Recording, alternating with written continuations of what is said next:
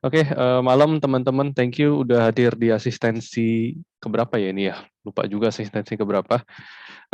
Intinya kita diminta oleh Pak Erwin untuk menjelaskan yang pertama terkait desain SRPMK gitu ya, sistem rangka pemikul momen khusus. Dan yang kedua nanti adalah SDSK, sistem dinding struktural khusus gitu. Mungkin teman-teman juga udah familiar gitu ya.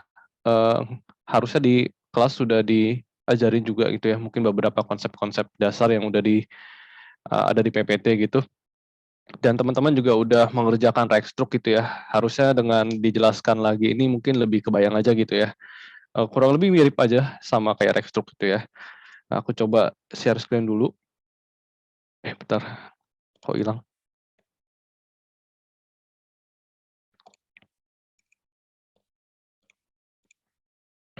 Oke. Kita bahas tentang SRPMK gitu ya. Tapi sebelum kita bahas tentang SRPMK gitu, aku mau sampaikan dulu gitu ya konsep dasar gitu SRPMK itu seperti apa gitu ya. Jadi dalam kita mendesain sebuah struktur SRPMK gitu ada yang namanya mekanisme kegagalan gitu ya. Mekanisme kegagalan yang kita harapkan. Nah, ada beberapa jenis mekanisme kegagalan yang bisa terjadi gitu ya. Mungkin kita bisa lihat di gambar A sama C aja gitu ya. Ini mekanisme story mechanism gitu ya, atau mekanisme keruntuhan portal gitu ya. Dan ini mekanisme BIM gitu ya, BIM mechanism gitu. Dan ini dua hal yang umum kita temukan gitu. Nah, ketika kita mendesain SRPMK, kita sangat ingin gitu ya, idealnya adalah mekanismenya ini yang BIM mechanism gitu. Kenapa BIM mechanism?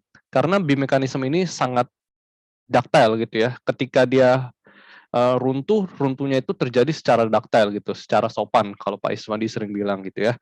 Jadi yang mengalami yielding adalah ujung-ujung balok gitu. Jadi seperti yang ada di sini gitu ya. Di setiap ujung balok itu mengalami yielding dan di bawah base gitu ya, kolom lantai dasar. Nah, kita menghindari sekali yielding yang sifatnya ini keruntuhan portal gitu ya, atau story mechanism ini. Jadi yieldingnya itu terjadi di kolom-kolom, tapi bukan kolom lantai dasar doang, tapi di salah satu lantai gitu, yielding gitu, kedua ujung kolomnya. Nah, ini bisa dibilang mungkin semacam soft story gitulah ya. Dan implikasinya kalau runtuh yieldingnya seperti ini jadi kayak pancake gitu. Jadi yang atas langsung roboh darah gitu ya. Langsung hancur gitu. Keruntuhannya sifatnya brittle gitu. Nah, kita menghindari hal-hal yang seperti ini gitu. Nah, di dalam code kita SNI itu kita sangat mengharapkan ya, meskipun kita mengharapkan kegagalan ini yang C ya, BIM mechanism, tapi pada intinya kita tidak bisa, bukan tidak bisa, tapi di dalam code ini diatur sehingga pada akhirnya yang tercapai itu adalah intermediate mechanism gitu ya. Nah, kalian nanti akan menemukan ada yang namanya rasio SCWB gitu. SCWB nilainya diambil 1,2. Nah, nilai 1,2 ini sebenarnya agak terlalu kecil gitu ya. Sebenarnya idealnya itu 3 sampai 4 untuk menghasilkan yang namanya BIM mechanism ini. Nah, tapi di dalam SNI kita disajikan itu 1,2 gitu ya. Dan karena 1,2 alhasil mekanisme keruntuhan kita adalah yang intermediate mechanism gitu ya. Jadi yang pertama yielding itu ada di ujung-ujung balok dan di dasar kolom gitu ya, di dasar kolom. Dan ada kemungkinan di kolom-kolom lantai lain itu mengalami yielding juga gitu. Contohnya misalnya di sini gitu ya. Jadi ada kolom-kolom bukan cuma di kolom lantai dasar gitu ya, di dasar atau di base, tapi di lantai-lantai lain pun ada kemungkinan gitu untuk yielding. Nah, selama kita mengikuti SNI dengan baik, kita mengikuti aturan-aturannya, detailingnya dengan baik gitu ya, dipastikan bangunan kita memenuhi performa target yang diinginkan gitu. Nah, makanya kalau misalnya teman-teman nanti mendesain gitu ya, dengan hasil itu yang pertama adalah ketika nanti melakukan misalnya ini balok ya, anggap aja ini yang balok ini ya, lihat aja balok ini ya. Ketika kalian mendesain ada yang namanya nanti zona seni plastis gini di situ ya, anggap aja lah ini zona seni plastis gitu.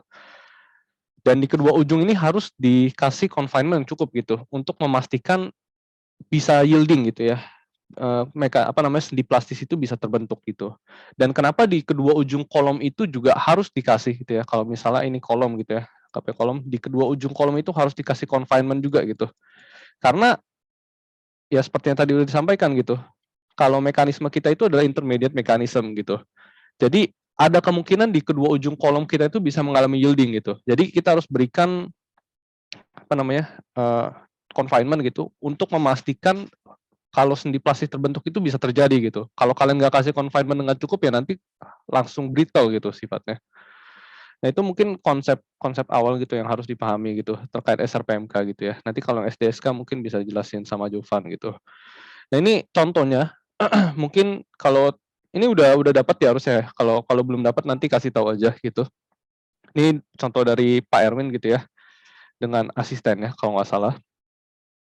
Jadi ada struktur seperti ini tipikal aja gitu ya. Ukuran balok kolom pelat ini seperti berikut. Nah ini kita akan melakukan desain SRPMK gitu ya, mirip Rexstruct lah ya. Jadi mungkin nggak akan dibahas secara detail-detail banget, tapi nanti akan aku highlight gitu ya beberapa hal penting yang mungkin teman-teman perlu perhatikan gitu ya. Nah, dalam contoh ini sayangnya gitu ya, apa namanya pengecekan terhadap ketidakberaturan horizontal dan vertikal ini nggak ditinjau gitu ya. Tapi nanti kita bahas sedikit gitu. Jadi yang pertama kita lihat dulu gitu ya, DNA strukturnya ini tipikal aja gitu ya. Kemungkinan besar juga nggak akan ada ketidakberaturan ya, karena ini sangat tipikal sekali gitu. Nggak ada lantai yang aneh-aneh, nggak ada uh, perubahan dimensi yang aneh-aneh gitu ya, kelihatannya gitu. Jadi semuanya tipikal, kolomnya segini, ukurannya, baloknya segini, dan platnya seperti ini.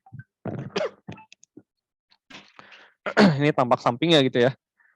Nah ini dikasih tahu datanya seperti ini. Mutu seperti biasa, ini standar aja lah ya. FY ini mungkin sekarang kita udah pakai 420 kali ya. 400 itu mungkin yang udah agak lama. Sekarang kayaknya 420 atau bahkan udah mulai lebih gitu ya. Kalau semakin ke belakang ini. Nah, yang penting adalah salah satunya ini adalah reduction ya, stiffness reduction ini gitu. Jadi kalau di SNI kolom itu 0,7, balok ini 0,35, tapi 0,35 ini adalah ketika kita mendesain itu balok T gitu. Nah, seringkali ketika kita mendesain baloknya itu adalah kotak.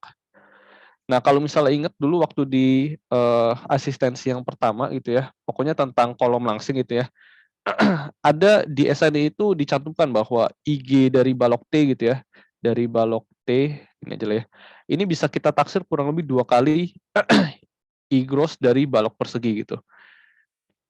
Jadi kalau kalian mendesainnya itu balok kotak gitu, ini kan IG gross dari balok T ya. Artinya kalau kalian mendesain balok kotak, berarti nanti kalian masukin itu 0,7 I gross dari balok persegi gitu ya. Kalau kalian masukin 0,35, kayaknya terlalu konservatif gitu nanti ya. Jadi kalau kalian mendesain balok kotak, kasih 0,7 gitu ya. Kemudian untuk plat ini 0,25 gitu ya, baik untuk in plane gitu ataupun out of plane ya. Kalian isi 0,25 biasanya di etap sekalian masukin aja gitu ya. F11, F22 scan-scannya itu ya. 0,25. Lalu biasa ada shear wall juga gitu. Shear wall biasa kita asumsi 0,7 dulu gitu ya. 0,7. Tapi kalau misalnya dia retak dia diambil 0,35 gitu ya. Meskipun ini ada sedikit perdebatan juga ya, apakah kita bisa mereduksi 0,35 untuk flexure-nya doang gitu. Karena yang di SNI ini 0,35 nilai-nilai ini yang direduksi adalah untuk lentur ya gitu, flexure-nya aja gitu. Sedangkan nanti kalau di etap kalian akan menemukan bahwa untuk elemen-elemen shell gitu ya, untuk shear wall ini flexure dan axial itu terkapel gitu. Jadi kalau kalian mereduksi flexure-nya, aksialnya juga ikut reduksi gitu. Dan nanti ada implikasi atau konsekuensi lain yang bisa terjadi gitu kalau kalian mereduksi aksialnya juga gitu, terutama untuk elemen shear wall gitu ya, yang tadinya harusnya ditahan oleh shear wall tapi nanti sebagian besar lari ke kolom gitu ya. Jadi ada implikasi-implikasi lain. Jadi kalau sementara ini sih kalian pakai 0,7 aja nggak ada masalah gitu ya. Ini untuk apa namanya reduksi kekakuan. Lalu untuk perhitungan berat seismik ini 0,5. Jadi nanti kalau di mesh source biasa kalian cantumin gitu ya 1,0 D gitu ya. Det ini selalu DL ditambah SCDL gitu ya. Jangan lupa gitu. Jangan dipisah gitu. Det ini selalu DL tambah SCDL gitu. Tambah 0, biasa 0,25 ya. Bahkan 0,25 seingat saya di code gitu ya. Tapi diasumsikan 0,5 itu di sini. Kita lanjut. Nah, ini pembebanan standar aja lah ya. Kalian bisa lihat aja gitu. Beban gempa ini yang penting dilihat aja gitu ya. Tanahnya tanah sedang, lokasi bangunan di Sumatera Barat gitu ya. Kategori resiko kalau untuk gedung perkantoran 2 gitu ya. Nanti IE-nya 1 berarti. Ini ada di sini. Nah, ini ada klasifikasi situs gitu. Ini ya teman-teman bisa mengambil dari NSPT gitu atau kuat geser near alir gitu ya, SU, atau dari VS gitu ya, gelombang geser gitu. Nah, ini diasumsikan dia SD gitu. Nah, ini untuk yang apa namanya, untuk respon spektrum gitu ya. Aku rasa teman-teman udah pada tahu lah ya, nggak ada yang perlu didiskusikan lebih lanjut gitu ya. Ini standar gitu ya. Nah, ini yang juga harus diperhatikan gitu ya, nilai R gitu ya. Jadi seperti yang nggak tahu deh udah disampaikan di sini atau belum ya. Tapi intinya adalah ketika kita mendesain sistem struktur itu adalah sesuatu hal yang kita pilih gitu. Jadi contoh mungkin kita bisa mendesain itu bukan SRPMK aja gitu, tapi bisa SRPMB gitu ya, atau sistem rangka memikul momen biasa gitu, atau sistem rangka memikul momen menengah atau khusus, atau bukan sistem rangka gitu, tapi bearing type gitu ya, jadi bearing wall gitu, sistem dinding aja gitu, ataupun sistem dinding yang dinding penumpu gitu atau dinding geser gitu. Nah itu tipe-tipenya ada di PPT-nya Pak Erwin ada gitu ya. Perlu tunjukin ya. Uh, ya nanti aja lah kalau ada yang tanya ya. Tapi ada beberapa tipe dan itu semua hubungannya ke nilai R gitu ya. Nilai R ini hubungannya ke duktilitas gitu. Nah nilai R ini hubungannya itu adalah nanti ke respon spektrum gitu ya. Kalau kalian punya respon spektrum, nilai R ini kan kalian udah menghitung ya. Pertama dari apa namanya misalnya ini MCI gitu ya. Respon spektra MCI kalian kali 2/3 jadinya DBE gitu di sini. DBE. Nah, nanti ketika kalian menghitung kan nanti ada menghitung namanya CS ya. Kalau ingat di Rexrock gitu ya. Nah, CS ini adalah sebenarnya DBE ini dibagi dengan R gitu ya. Jadi nanti misalnya ini ya gitu ya. Oh, ini jelek banget tapi ya udahlah. Nah, CS ini sebenarnya adalah DBE dibagi R gitu ya. Respon spektrum DBE dibagi R. Dibagi R per I gini lah ya. Atau DBE ini kan SD per apalah rumusnya itulah ya yang ada di atas ini nih. Kalau kita lihat. Ya rumus-rumus ininya gitu. Tergantung dari berapa periodenya gitu. Nah, ini sangat berpengaruh gitu. Jadi kalau kalian mengambil area besar gitu, seperti yang udah disampaikan sebelumnya, konsekuensinya adalah gaya geser kalian kecil gitu ya. Gempa yang diaplikasikan kepada struktur kalian kecil gitu. Tapi ingat gitu ya, dengan kalian mengaplikasikan beban gempa yang kecil, kalian harus memberikan duktilitas yang cukup gitu ya. Makanya detailing untuk sistem SRPMK ini sangat ketat gitu ya. Detailing-detailingnya, kemudian yang momen-momen di tumpuan itu harus 50% gitu ya. Kalau kalau yang ada yang udah ngerjain Rexrock itu di balok harus 50% ya untuk yang momen momen positif kalau nggak salah ya. Ya untuk momen positif gitu. Nah, jadi detailnya lebih ketat gitu ya. Kemudian juga ada yang namanya faktor redundansi. Faktor redundansi ini nanti ini ada hubungannya ke load combination ya. Di load combination ada yang namanya ada faktor redundansi juga dimasukin gitu ya. Jadi pada dasarnya kalian boleh ambil konservatif itu 1,3. Tapi kalau kalian ambil 1,3 ini sangat konservatif. Jadi kalian diizinkan mengambil 1 asal ya ada aturan-aturan yang harus dipenuhi gitu ya. Mungkin kita bisa lihat sedikit aja di sini. Enggak ya? Oh ya, sini. Nah, ini ada aturan-aturan yang harus dipenuhi. Aku nggak akan bahas lebih lanjut gitu ya. Kita nanti bahas konsep-konsep yang lain aja gitu. Tapi intinya kalian boleh ambil 1,3, tapi ada baiknya kalau kalian mau lebih efisien gitu, kalian bisa ambil row-nya itu 1 gitu. Nah, ini parameter seismik yang udah dipakai gitu ya tadi ya, pembentukan respon spektrum. Nah, ini tadi maksudnya nih, ya rumus-rumus ini. Nah, ini kalian input aja gitu ya. Yang di input kita pakai berarti respon spektra desain ya, 2/3 MCR. Nah, kalau misalnya lihat di sini ada F sama G, I per R gitu ya. Ini sebenarnya faktor skala gitu ya. Jadi ketika kalian mendesain SRPMK, jangan lupa kalian harus menyekalakan V base dari V base dynamic gitu ya, ini harus lebih besar sama dengan dari V static ya. V static ini yang kalian menghitung kalau misalnya ada gedung seperti ini yang kalau gayanya seperti ini nih, yang kayak di tugas pertama atau kedua, pertama kayaknya. Nah, kalian distribusikan terhadap mode pertamanya, ini V static gitu ya. Kalian bisa pakai etaps gitu juga, auto lateral load gitu ya. V dynamic ini yang kalian hasilkan dari respon spektrum analisis gitu ya, analisis modal. Kalian pakai etaps juga biasanya gitu ya, dan kalian perlu skalakan gitu.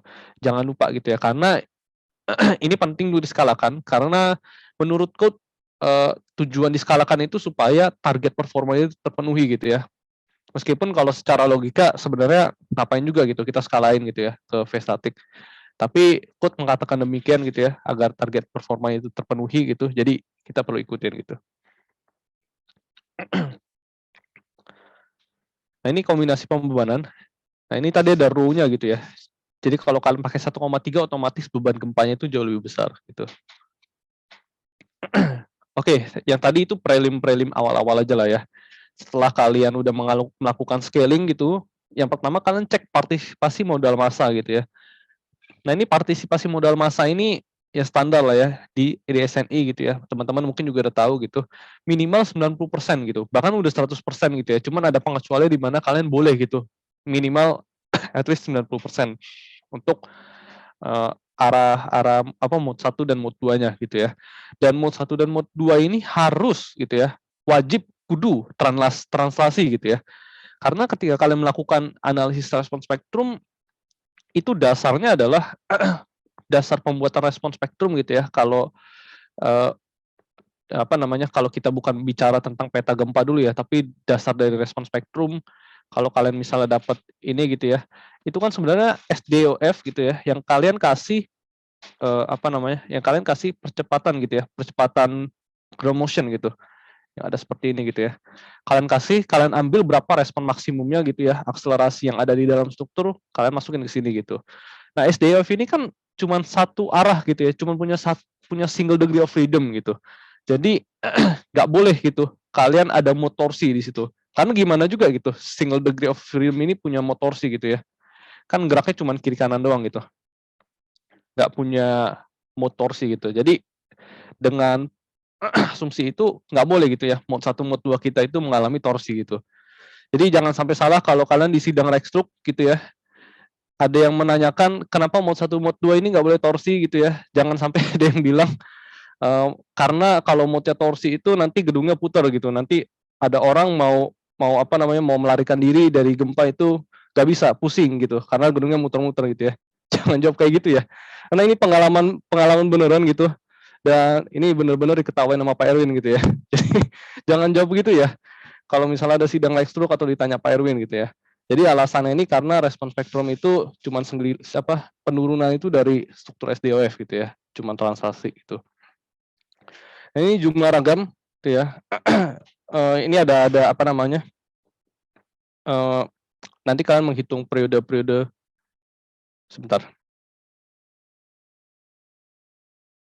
Sorry. Kalian menghitung apa namanya adanya periode fundamental, nanti kalian hitung lagi yang mana CS minimumnya gitu ya. Nanti kalian boleh pakai CS-nya CS berapa gitu ya. Ini nggak akan aku bahas lebih lanjut gitu ya, supaya nggak terlalu lama gitu ya. Nah, ini ada periode getarnya gitu ya. TA ini nanti kan kalian punya CUTA ya gitu ya. CUTA ini batas atasnya gitu.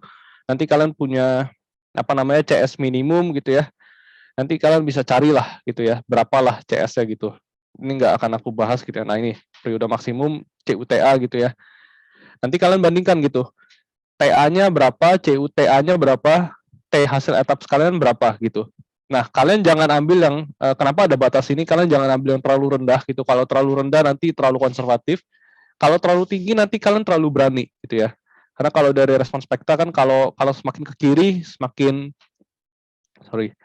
kalau semakin ke kiri gitu ya, selama masih ada daerah sini ya, itu kan semakin besar gitu. Tapi kalau semakin ke kanan semakin kecil gitu beban gempanya.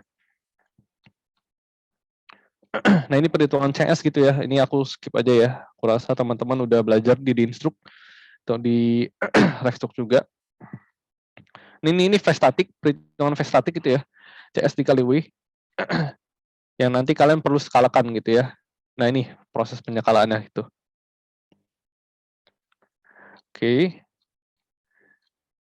Ini sebentar. Ini gaya geser gitu ya, story share. Jadi kalian bisa keluarin juga di etap seperti ini story share gitu. Nah, ini ada base share juga gitu. Nah, setelah kalian melakukan hal-hal di atas, kalian sekarang bisa menghitung gitu ya, simpangan antar lantai. Biasanya sih pada tahap ini kalian menghitung dulu ya, apa namanya? Ketidakberaturan horizontal gitu ya. Nah, ketidakberaturan horizontal ini beberapa gitu ya, torsi berlebihan gitu ya, dalam, diafragma, dan lain-lain gitu ya. Dan vertikal juga ada beberapa gitu ya. Ini tabelnya dari sini, teman-teman mungkin juga sebagian udah familiar yang mengerjakan Rexlook gitu ya. Nanti kalau ada yang mau ditanya baru kita bahas aja gitu ya, tapi kita nggak akan bahas dulu sekarang. Terus selanjutnya kita menghitung simpangan antar lantai gitu ya, atau story drift gitu ya bahasa Inggrisnya. Nah, story drift yang ada di sini ini adalah story drift yang sudah inelastik gitu ya. Karena pada dasarnya ketika kita melakukan desain dengan code, kita melakukan desain dalam tanda kutip inelastik gitu ya. Jadi kita menerapkan adanya faktor CD di sini. Ketika kalian mendapatkan hasil dari etaps gitu, story drift yang kalian dapatkan itu ketika kalian open table gitu, itu adalah hal yang sifatnya elastik gitu. Nah, karena kita menggunakan faktor-faktor modifikasi gitu ya, pakai air gitu. Nah, nanti kalian ada yang namanya CD juga gitu ya. Jadi nanti simpangannya itu harus kalian kalikan CD gitu ya, supaya lebih besar gitu. Yang tadinya mungkin kalau misalnya story share mungkin tadi begini gitu ya. Tapi kalian harus kalikan CD gitu ya, supaya lebih besar gitu. Sebagai dampak dari kalian menggunakan area yang besar gitu. Gaya gempanya kecil gitu. Tapi ya implikasinya ya kalian harus lebih konservatif kan gitu ya, drift strukturnya itu. Nah, ini perhitungannya ada di sini, nggak akan aku sampaikan dengan detail gitu ya. Teman-teman mungkin udah tahu juga. Selanjutnya untuk analisis pengaruh P delta gitu ya. Pengaruh P delta ini kenapa kita perlu cek? Karena balik lagi ke asistensi yang pertama ya. Karena kolom itu kalau ditekan itu ada kemungkinan gitu ya. Terjadinya non linearity dari geometri gitu. Jadi yang kalian lakukan di sini adalah kalian mengecek kita perlu menganalisis P delta atau enggak gitu ya. Jadi dengan rumus-rumus yang ada ini, kalau misalnya nanti ada satu daerah yang, P deltanya nggak masuk. Kalau P deltanya tidak masuk, berarti kalian harus analisis P delta gitu ya. Jadi P delta efeknya itu kalian nyalakan gitu kalau di software komersil gitu ya. Tapi ada juga kasus di mana kalian tuh nggak boleh melebihi P deltanya gitu. Nah, ini ada theta max ini, nggak boleh gitu ya. Kalau melebihi itu artinya nggak stabil gitu. Jadi nggak boleh melebihi. Ini perhitungannya. Jadi setelah tadi kalian sudah mengecek MPMR, penyekalaan V dynamic to V static gitu, tidak beraturan, kemudian tadi story diff, P delta, ada lagi nggak ya? Kayaknya seputar itu aja sih ya. Kalau kalian punya dinding geser gitu ya, kalian juga harus cek gitu ya, apakah sistem dinding geser kalian menahan 25% gitu ya dari apa namanya, dari gaya geser dasar yang total gitu. Jadi ada di sini. Sorry, kebalik. Sistem ganda dengan rangka pemikul momen khusus yang mampu menahan paling sedikit 25% gaya seismik. Rangkanya minimal 25% gitu ya. Kalian harus cek juga. Kalau misalnya udah, ya udah selesai gitu ya. Berarti analisis pengecekan kriteria desain seismik untuk SNI gitu ya terhadap gempa itu udah selesai gitu. Jadi pada tahap ini kalau udah selesai, udah kalian tinggal desain gitu ya, penulangan gitu. Nah, biasanya lumayan lama di sini gitu. Selanjutnya untuk desain balok gitu ya. Nah, yang perlu ditekankan yang pertama ini adalah desain balok ini yang didesain itu adalah balok persegi gitu. Pada contoh ini. Namun pada kenyataannya gitu, pengecoran balok biasanya dilakukan secara monolit gitu sehingga pelat beton akan berfungsi sebagai sayap atau yang disebut sebagai balok T gitu ya. Nah, mungkin teman-teman yang dapat tekstuk dengan saya juga udah diminta mengerjakan dengan balok T ya, atau PR kalian juga balok T gitu ya. Jadi pada dasarnya sebenarnya ketika kalian menganalisis baiknya menggunakan balok T karena lebih realistis gitu ya. Tapi kalau mendesain tidak perlu balok T nggak masalah gitu karena biasanya mendesain dengan balok persegi itu kalian cenderung konservatif gitu ya. Karena ketika nanti ada pelat sayap itu nanti beserta tulangan-tulangan yang ada itu akan menambah kapasitas kalian gitu ya. In most cases gitu ya. Kalau kata Jovan ada kasus-kasus di mana bisa mengurangi gitu, tapi aku belum pernah ketemu itu gimana ya. Tapi intinya dengan kalian mendesain balok persegi itu konservatif. Tapi kalau menganalisis gitu ya, contoh nanti dengan MPR atau SJWB kalian harus balok T gitu ya, karena itu yang realistisnya. Nah ini kalian menghitung, ya kalian menghitung lah ya kapasitasnya dulu, kalian tentuin dulu baloknya berapa. Nah ini dalam perhitungan ini disederhanakan ya, ini aku nggak bahas lebih lanjut, kan udah dibahas sebelumnya juga gitu ya. VE ini dihitung dengan, kalau ini kan kalian bisa hitung sebagai VPR gitu ya, V probable gitu ditambah dengan V gravity-nya. V gravity ini di code kalian diizinkan untuk mengambilnya 1,0 D gitu ya, ditambah 0,5 atau 0,25 ya, saya lupa juga gitu ya. Ya let's say 0,25 L lah ya. Nanti koreksi aja kalau salah. Di code ini ada gitu ya. Jadi gravitasinya nggak usah yang 1,2 atau tambah 1,6 itu, terlalu boros.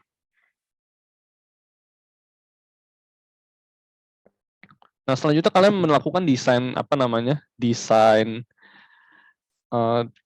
desain sengkang gitu ya. Nah, VC ini bisa kita ambil 0 gitu ya. Kalau misalnya kedua hal ini terpenuhi gitu. Gaya geser gempa yang ada melebihi dari setengah dari gaya geser total atau gaya tekan aksial terfaktor kurang dari ini AGFC prime per 20 berapa ini? 0,5 berarti ya, 0,05 ya. 0,05 gitu ya. Intinya adalah VC ini bisa harus dianggap sama dengan 0 gitu ya kalau kondisinya itu terpenuhi gitu ya. Supaya hasil kalian konservatif gitu. Nah, ini teman-teman mungkin udah udah menghitung juga gitu ya di PR. Jadi harusnya udah lebih relate juga gitu. Nah, ini cuman menghitung MN gitu. Dan ya udah sampai mana nih? Pokoknya nih. Ya, intinya dilakukan penulangan lah ya. Aku rasa bagian ini teman-teman juga udah mengerjakan PR gitu ya. Kalau mengerjakan PR harusnya juga udah relate gitu ya untuk hal ini gitu. Nah, di sini ada penulangan skin balok gitu ya. Di SN ini kalau misalnya balok lebih dari 900 mm, SNI bilang harus ada tulangan skin gitu ya. Tulangan skin itu mirip tulangan torsi gitu ya, yang sepengetahuan saya gitu. Jadi kalian harus kasih ini supaya nggak terjadi retak gitu ya di pinggir-pinggir itu. Tapi dalam kasus ini nggak lebih dari 900 mm gitu ya. Jadi nggak perlu penulangan skin. Ini desain geser berarti yang di atas tadi baru penulangan biasa aja gitu ya, penulangan MN gitu ya, straight forward. Nah ini desain geser balok. Nah ini pakai asumsi balok persegi biasa ya dan singly reinforced gitu ya. Kalau dibaca mana ya, nggak ada ya. Tadi dia ada bilang penyederhanaan gitu ya. Ini intinya sama aja gitu ya. Untuk balok gitu ya. Nah ini hasilnya gitu ya. Jadi seperti yang tadi aku bilang ini ada zona seni plastis dan zona non seni plastis gitu ya. Nah untuk V di zona luar seni plastis mungkin kalian bisa konfirmasi juga ya. Tapi kesepakatan aku dengan Jovan, kalian ketika menghitung V di luar zona seni plastis, logikanya akan lebih logis gitu ya ketika kalian menghitung berdasarkan VI yang diinterpolasi gitu ya. VI interpolasi itu maksudnya kan gaya gesernya itu kan di sini ini gitu ya. Ya kalian interpolasi aja gitu. Di sini berapa gitu ya. Jadi kalau kalian pakai pakai spreadsheet orang gitu ya, terutama yang di internet biasanya ada yang pakai ini V etaps gitu ya, VU gaya dalam doang gitu ya.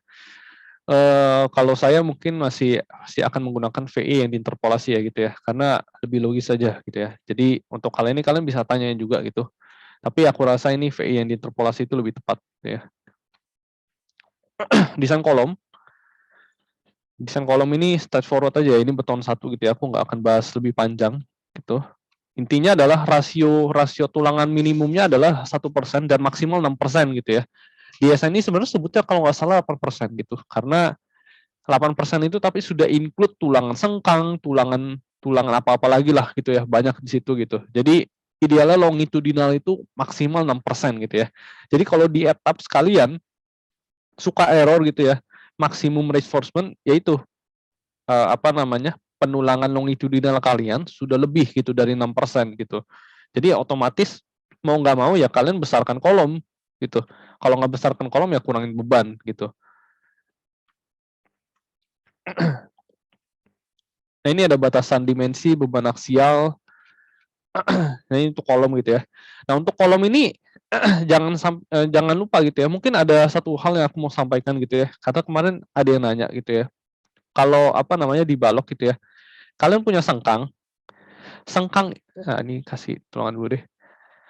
Sengkang ini fungsinya itu dua sekaligus ya. Jadi yang pertama untuk sengkang geser dan sengkang torsi gitu ya. Kemarin ada yang nanya gambar sengkang torsi itu gimana gitu, apa nempel sama sengkang geser atau gimana gitu. Nah, pertanyaannya agak membingungkan sebenarnya sih ya, karena nggak logis gitu. Karena sengkang geser dan sengkang torsi itu sama gitu ya. Kalian kalian menghitungnya beda. Tapi pada dasarnya kalian mengambil menghitungnya secara terpisah gitu ya. Tapi nanti kalian jumlahkan gitu. Apa namanya untuk menghitung kapasitas GSR gitu. Jadi nanti kalian bandingkan dengan kapasitas perlunya berapa. Nah, itulah gitu. Jadi fungsinya ini sekaligus gitu ya. Dan kalau misal ada di kolom itu kan di kolom. Nah, ini ada sengkang gitu ya. Nah, perhitungan sengkang geser dengan confinement itu juga terpisah tapi fungsinya satu juga gitu ya. Selama kalian memberikan kekangan yang baik gitu ya, cross tie seperti ini itu juga dianggap sengkang confinement juga gitu. Jadi ini bisa dianggap 3 kakinya gitu ya. Jadi kalian ngitungnya memang 2 kali gitu, tapi kalian ambil yang mana yang govern gitu ya. Jadi jangan salah di situ. Kemudian untuk yang kolom, mungkin yang kolom ini yang perlu diperhatikan adalah pada slide-nya nggak ya? Bentar ya.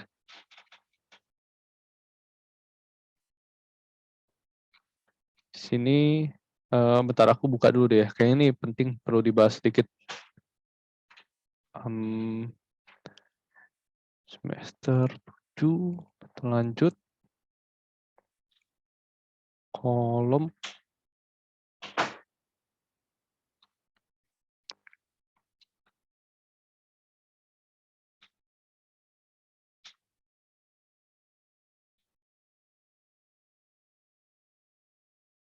Ah, ini dia. Oke.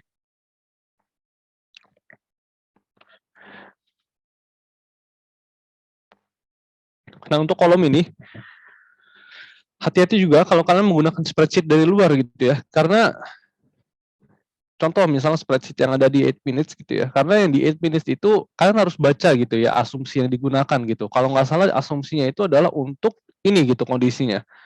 Pertama PU-nya itu di bawah 0,3 dan SC prime itu di bawah 70 MPa gitu.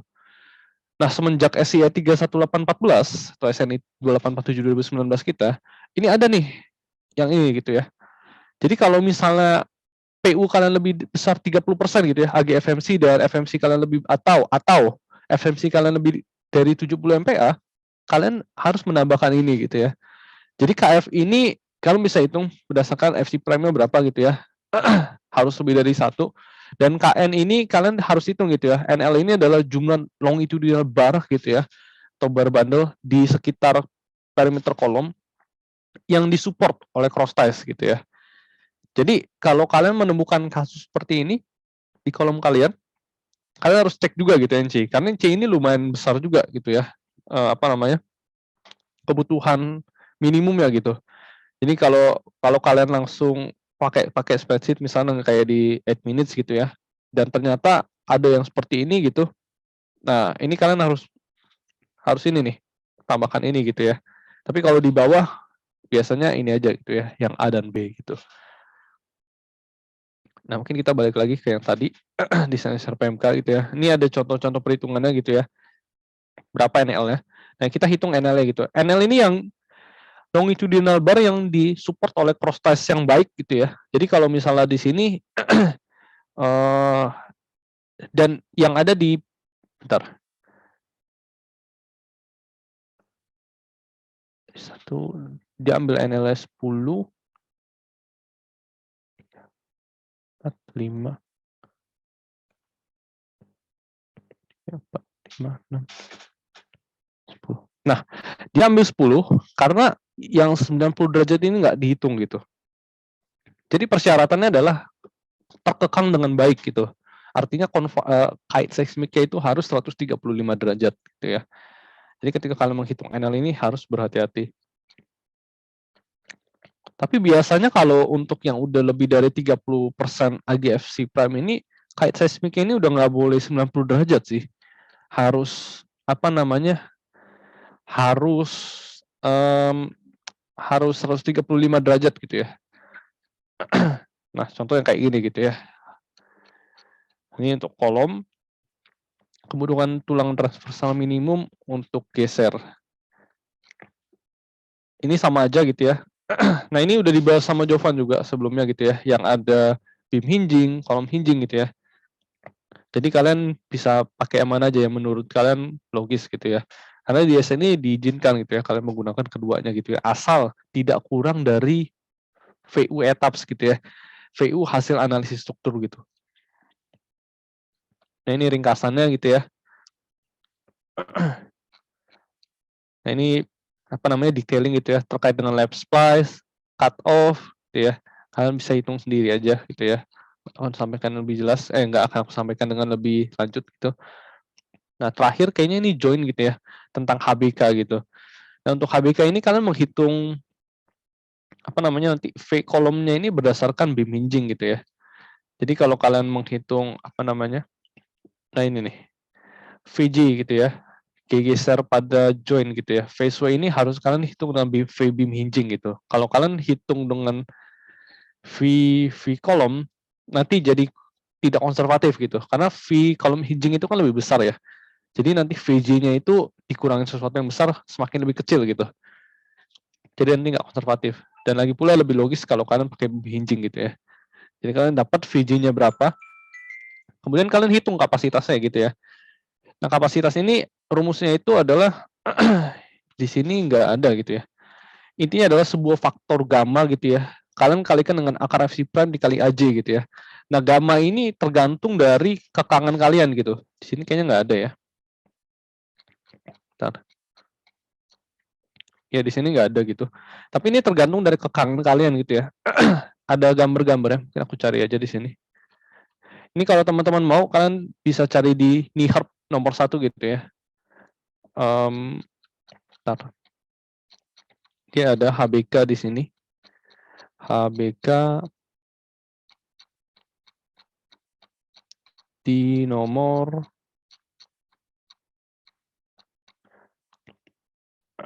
nah, ini nih ya. Ada gamanya nih. Kalau misalnya dia posisinya seperti ini, seperti itu gitu. Ada gamanya berapa. Tapi hati-hati ya, yang di sini ini itu untuk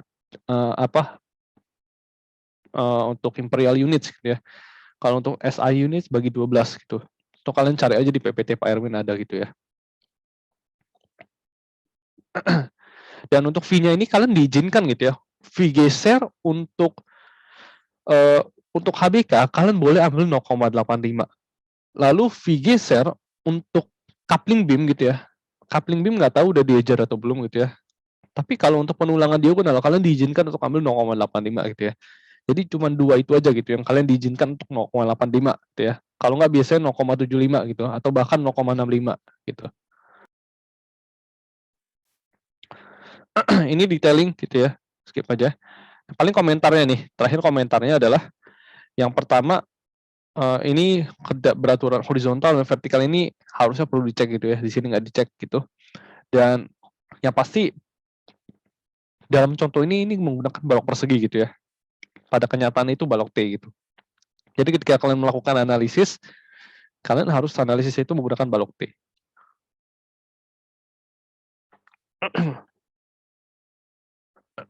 Nah, ini juga ada hal yang menarik gitu ya. Sistem fondasi pada contoh ini diasumsikan rigid gitu. Maka dari itu peletakan bangunan dianggap jepit. Anggapan peletakan jepit ini bertujuan untuk menyederhanakan contoh perhitungan desain. Pada kenyataannya pengaruh dari fleksibilitas fondasi dan konsekuensinya pada deformasi struktur perlu dipertimbangkan. Nah, ini ada hubungannya nanti dengan interaksi tanah struktur gitu ya, atau SSI gitu. Nah, mungkin kalau mau tanya-tanya lebih lanjut, ini tesisnya si Jovan gitu ya. Jadi ini menarik juga gitu.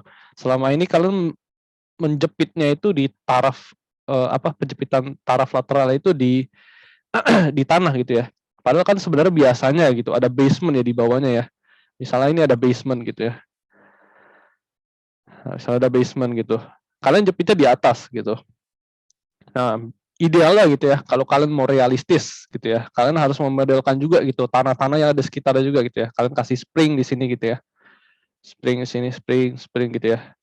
Nah, itu cuman running time itu akan sangat lama gitu ya. Kalau kalian menggunakan non-linear dan ini sulit gitu. Tapi kalau kalian tertarik bisa tanya-tanya Jovan gitu ya. Oke, mungkin itu aja buat yang SRPMK gitu. Ada. Oke. Ya tanya-tanya Jovan aja nggak apa-apa. Jovan suka ditanya-tanya gitu ya. Mungkin ada yang mau ditanya dulu sebelum masuk ke SDSK gitu. SDSK ya. Ada yang mau didiskusin dulu mungkin seputar SRPMK ini? Kak mau nanya sedikit. Boleh, boleh. Yang sebenarnya kemarin ini terkait tugas nggak apa-apa kan ya, Kak? Boleh, nggak apa-apa. Sebenarnya yang kemarin juga udah nanya Kak Jopan juga, mungkin katanya tapi lagi diskusin kemarin nih. Oh Yang iya, iya. mengenai momen probable. Sebenarnya kalau aku kan memang kemarin approach-nya nggak ngambil yang simplified section analysis, ngambilnya tekan semua aku hitung gitu kan. Tapi kan itu ada tulangan yang nggak leleh. Nah itu apakah rumusnya tetap sama gitu? Atau sebenarnya approach-nya gimana sih Kak? Apa kalau kalau yang sebenarnya dari asistensi kemarin kan eh, kalau yang simplified kan kita emang bisa ngebuat A-nya itu kan 1,25 kali yang biasa gitu. Nah, eh, kalau itu, nah itu yang aku masih bingung gitu. Apakah sebenarnya kalau dari basicnya, dari maknanya itu momen probable itu gimana? Apakah dengan membuat FY kita itu jadi 1,25 kali aslinya atau gimana sih Kak? Jadi kan kalau kayak gitu regangan lelehnya juga masih berubah kan gitu Kak. Nah itu mau mastiin itu dulu sih. Oke. Ya itu pertanyaan bagus sih sebenarnya sih. Kebetulan kayaknya waktu itu kita lagi makan-makan ya, Jov. Ditanya begitu kami mikir juga gitu. Cuman ya ya nanti Jovan bisa tambahin ya. Cuman terakhir kesepakatan kami gitu ya. Sebenarnya yang pertama adalah kami juga sebenarnya nggak gitu familiar gitu ya. Kalau di lapangan gitu ya, ketika kalian kerja itu, apakah menghitung MPL itu kalian benar-benar langsung 1,25 fs dikali FSAS kalian JD gitu ya. Kalian kali kalian kali itu gitu. Itu yang pertama gitu ya. Karena itu kan asumsinya Sigma reinforce dan itu nggak sesuai dengan kaidah yang ada gitu ya. Karena ketika kalian mendesain pakai balok T, tulangan tekan dihitung gitu ya. Wah itu VE-nya jauh lebih besar pasti gitu ya. Jadi ya ketika kalian melakukan sectional analysis itu, kalau kami kemarin kesepakatannya adalah pertama FY-nya nggak apa-apa, kalian ganti 1,25 kali lipat gitu. Karena asumsinya adalah 1,25 itu adalah expected-nya gitu ya. Nah sebenarnya bahasannya bisa panjang lagi, cuman terakhir untuk menyederhanakan gitu ya, mungkin kita bisa ambil 1,25 FY itu sebagai expected-nya gitu ya. Jadi kalian ambil misalnya kalau punya 400 gitu ya, berarti kalau kali 1,25 itu 500 gitu ya. Benar kan ya, 500 gitu. Jadi F yield kalian itu adalah 500 yang baru. Otomatis nanti regangan yieldnya akan berubah gitu. Bukan 0,0021 gitu ya, atau 0,002 gitu ya. Jadi kalian bagi gitu, FS dibagi ES gitu. 500 bagi 200.000 gitu. Dapat nanti regangan yieldnya gitu. Terus untuk yang selanjutnya berarti ya udah kalian tinggal hitung aja gitu. Apakah tulangan tekannya nanti leleh atau enggak gitu. Sejauh ini sih seperti itu gitu. Cuman mungkin Jovan bisa tambahin deh yang hal ini gitu. Bentar, si Alex sudah ngerti belum maksud David? Paham, paham, Pak. Berarti basically sectional analysis biasa, tapi regangan lelehnya berubah, jadi ya bisa jadi ada, walaupun di posisi yang sama, misalnya analisis yang nominal biasa kan bisa jadi leleh, tapi kalau misalnya probable bisa jadi nggak leleh, berarti gitu kan, Kak? Iya, Karena regangan leleh berubah. Oke, oke. benar. Karena section regangannya berubah. Oke, Oke. Kak. Thank you Alex untuk good question.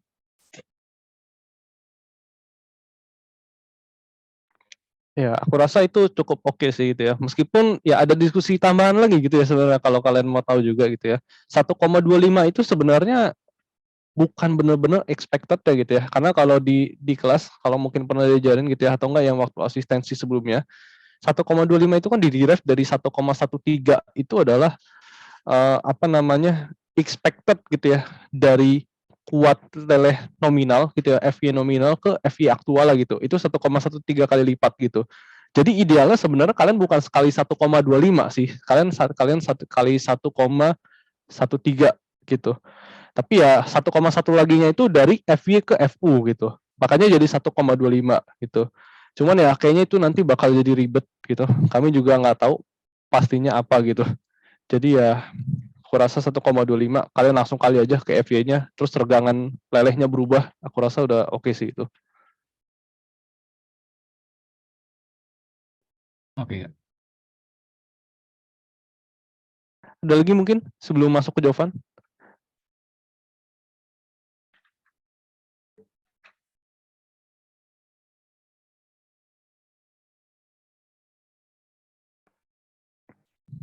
Gak ada kayaknya mungkin jawaban bisa lanjut aja kali ya nanti sekalian di akhir aja pertanyaannya.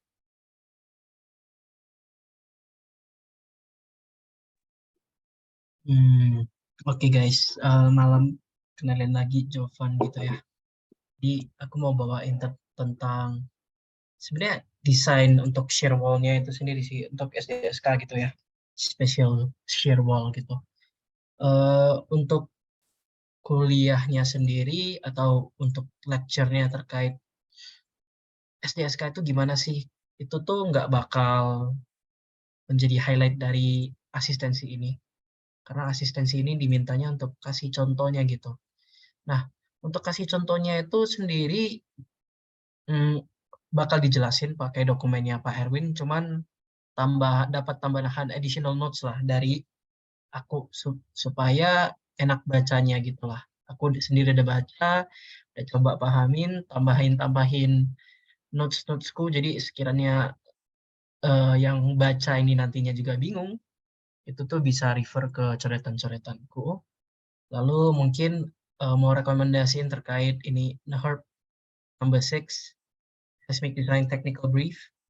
Ini tuh ya dokumen yang merujuk ke cara desain shear wall-nya itu sendiri, termasuk shear wall-nya taruh di mana, shear wall-nya variasinya gimana sebenarnya yang baik, shear wall-nya itu ada berapa jenis gitu, tulangan ini, tulangan itu, segala macam. Itu ada dokumen panduannya, cuman ya memang 41 halaman gitu ya. Kalau misalnya tertarik untuk baca lebih lanjut, this is a good document, walaupun ini refernya ke ACI 31811 dan ASCE 710. Tapi it's still a very good document. Kita lanjut ke yang punya Pak Erwin aja ya. Jadi kita sama kayak David, mungkin ya kalau belum dapat dokumen ini silakan minta gitu ya.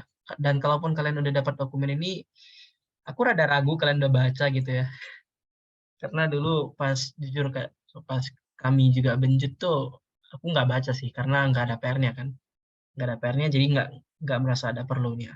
Tapi ini makin ke depannya nanti kalian akan lebih banyak dihadapkan ke shear wall gitu ya. Shear wall itu apa, cara desainnya gimana, segala macam.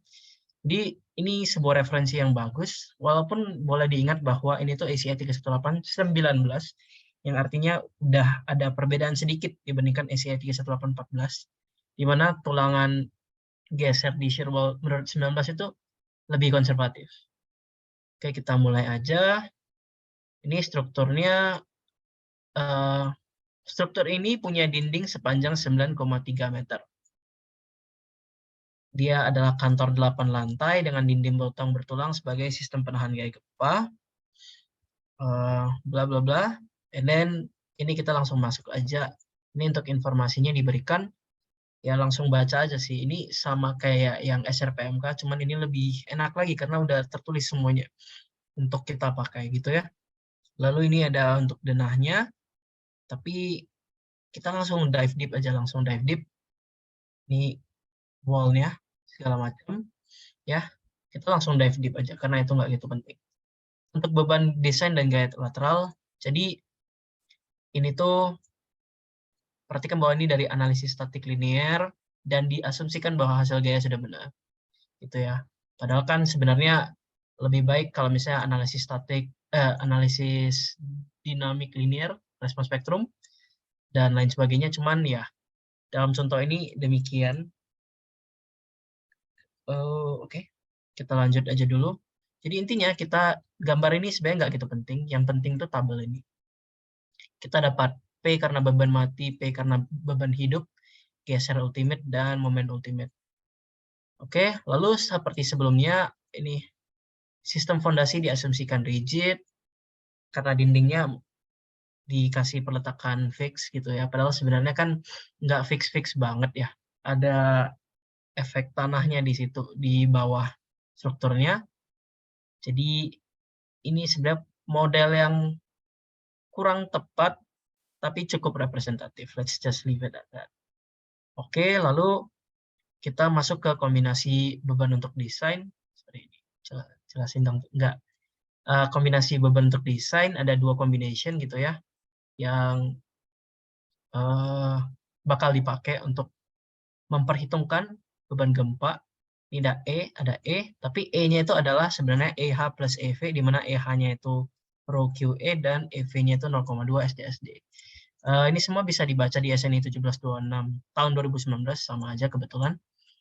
Lalu rho-nya itu redundansi, Q-nya itu QE itu gempa, SDS-nya itu parameter tanahnya.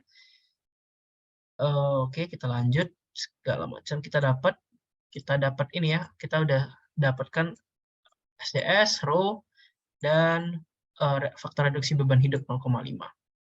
Jadi dalam kasus ini 0,5-nya ya dipakai 50% gitu. It's okay gitu ya. Kita lalu cari aksi pada dasar dinding. Nah, ini tuh ada sebuah reference yang maksudnya dalam dokumen pengerjaan ini lays the foundation gitu ya. Jadi dipilih combo yang memberikan gaya aksial batas bawah. Jadi dipilih combo yang memberikan aksial batas bawah, dan dia asumsikan pula bahwa kombinasi gaya aksial kurang dari kondisi balance, maka menjadi kombinasi kritis untuk pot lentor daripada dinding ini. Jadi sebenarnya lebih ke ini asumsi sih, cuman lumayan oke untuk dijadikan ke depannya, kayak pilih semua kombinasi yang menghasilkan PU paling kecil. PU paling kecil kita dapat MU sama VU. Kita lanjut dulu. Kita mau nentuin tebal awal dari dinding kita. Jadi practically VU adalah 1/4 akar FC prime gitu dikali BW, lebar dinding ini LW sama TW dikali akar FC prime. Jadi kita tahu VU, kita tahu LW, kita tahu akar FC prime. Yang ini tuh kita kira-kira tahu gitu. Pokoknya boleh kita pilih lah antara 1/4 sampai 5/12 akar FC prime. Itu ya, itu range gitu, pilih aja sendiri dalam dokumen nanti dipilih 1/4. Ya 1/4 asalkan bisa didesain no problem gitu kan. Jadi akhirnya dapat tebal dindingnya atau dalam indeksnya yang dia pakai B itu 500 mm. Ini tebal minimum, ini udah langsung aja, jadi tebal lantainya unsupported ya, jadi kalau ada balok gitu itu termasuk supported. Jadi beba U itu nominal nggak sih? Ya, nominal. Intinya first floor-nya itu 5,5 meter. Ini kotornya, center to center, as ke as. Habis itu kotornya 5,2 meter. Lu bagi 16, habis itu lu cek ketebalannya oke atau enggak. Seems like okay. Habis itu di sini, like many other designs gitu, ditembak dulu susunannya mau gimana. Jadi ini benar-benar dia tembak dulu sih. Pokoknya ada boundary-nya, boundary zone-nya, special boundary-nya, sama ada webnya. Tembak dulu awal, ini pakai 15D35, ini pakai D25. Mungkin ini maksud dia 15D36 gitu ya. Cuman sama-sama aja sih 3536. Soalnya kan kita pakai bar-nya dari US, maksudnya ASTM gitu ya. Jadi 3536 not much of the difference. Lalu ini ada dikasih tahu, ini harusnya rasio yang golden ratio lah. Teman-teman harusnya udah pada tahu 0,25%. Pokoknya minimum, tulangan minimumnya selalu 0,25% untuk dinding. Ini cek. Lalu dia cek untuk bagian tengah atau web dari dinding.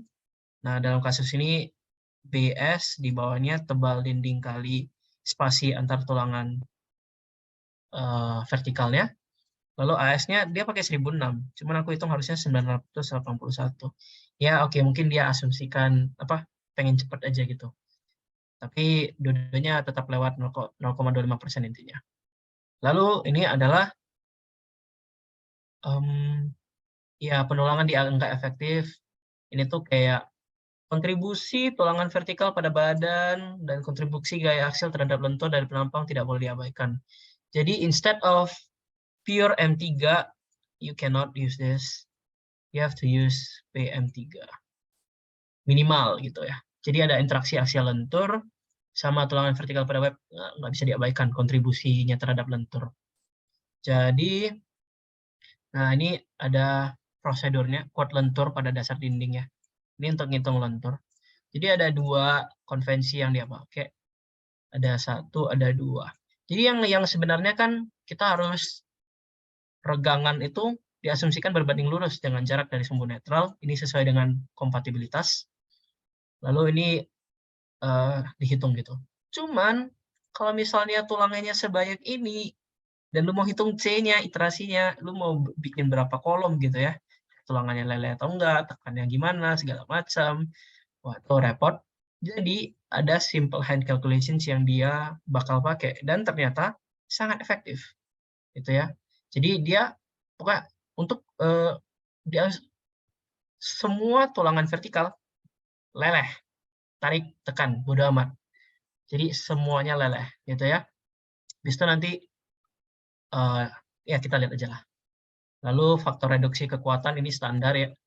Ini standar ya, faktor reduksi kekuatan kalau tension control 0,9, kalau compression control 0,65 standar. Itu untuk tulangan tarik, tulangan yang paling dekat terhadap serat tarik beton. Lihat regangannya berapa. Oke, perhitungan manual. Ini dia cuma justifikasi dia push control, jadi dapat PN. Sorry. Oke, kita dapat PN, baru kita bisa hitung. Jadi ini dia iterasi juga. Sebentar. Gua agak lupa nih.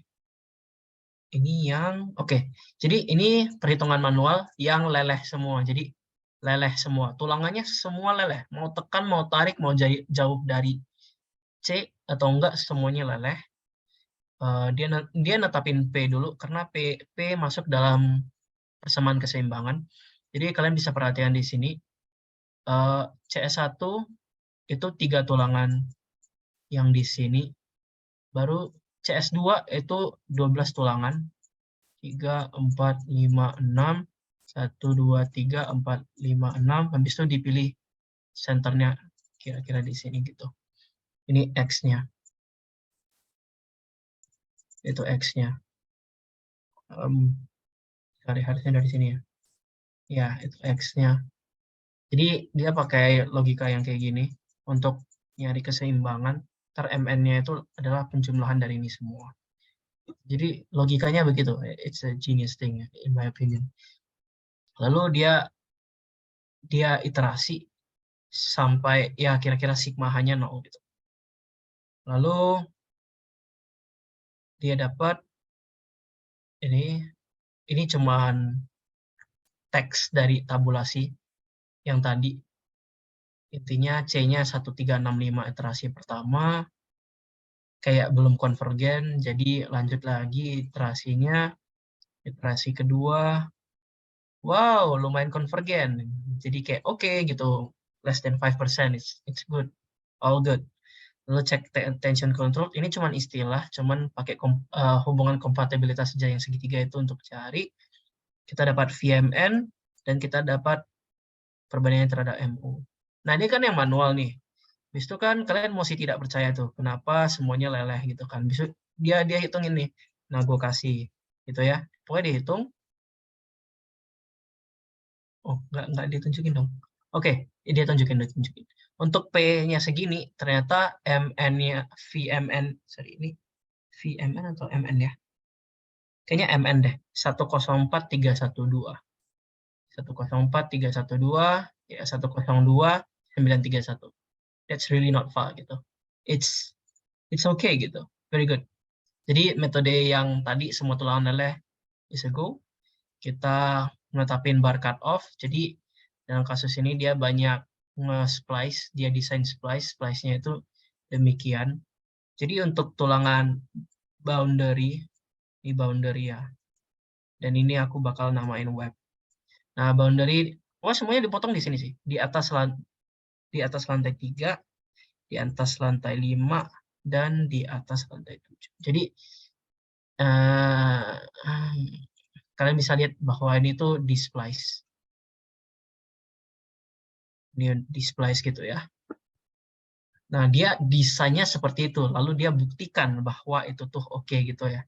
Jadi dia ngitung kapasitas VMN untuk masing-masing level gitu.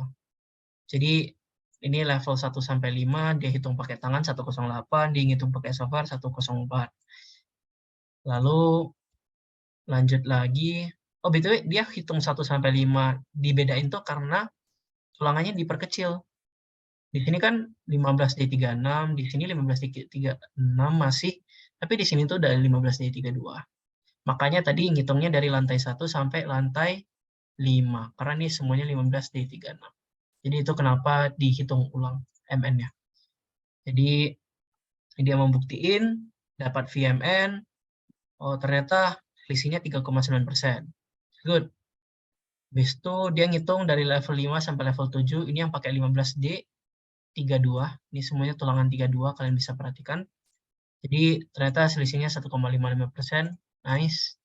Dan terakhir level 7 sampai level 9 kita bisa lihat bahwa ini udah mulai pakai D19 ya. Sama 25. Jadi kayak beda-beda. Tapi ini malah sangat-sangat akurat ya 0,25%. Cara manual ini sama cara software. Cara manual ini nggak dia turunin ya. Ada dia turunin. Ini kan kalian bisa perhatikan dia ada pakai A, B, C, C1, C2 gitu ya. Itu dia ada turunin rumusnya. Nah ini, dia ada turunin rumus. Jadi ini kesimpulannya. Di boundary-nya dikasih, di webnya dikasih, PU-nya maksimum dikasih, dan VMN-nya dikasih. Ini semua hanya kesimpulan dari semua tabel yang tadi dihitung sebelumnya. Tapi untuk perhitungan manualnya dia ada derive nih, equation-nya. Awal mula persamaan, CC plus CS, 6 TS plus PN menjadi blablabla. Jadi blablabla, pokoknya dapat persamaan kuadratik nih. Habis itu dia solve untuk dapat 2 nilai C. Dan nilai C diambil yang positif. Lalu dia mau ngitung. Kan tadi kita cuma dapat VMN. Tapi apakah VMN lebih besar dari MU di setiap lantai? Gitu kan. Jadi kita mau membuktikan lah bahwa it's not bullshit gitu kan. Jadi yang pertama kebutuhan momen di atas level 5. Berarti dari dasar sampai ke level 5. Kita buka kayak gimana ya? Sebentar.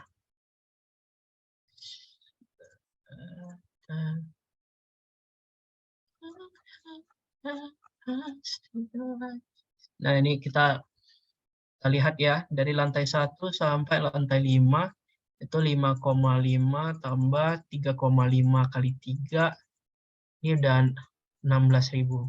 Ini aku udah hitung sebelumnya ya. Jadi, aku setuju.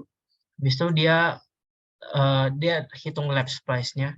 Ini lap splice sebenarnya di akhir sih, cuman dia tembak dulu lap splice-nya 850. Ya udah 850 pokoknya tambahin aja. Habis itu tinggi sesudah mengurangi 3600 mm perpanjangan tulangan. Wah, ini bingung sih aku, tapi ternyata ya ada dikasih tahu bahwa oh,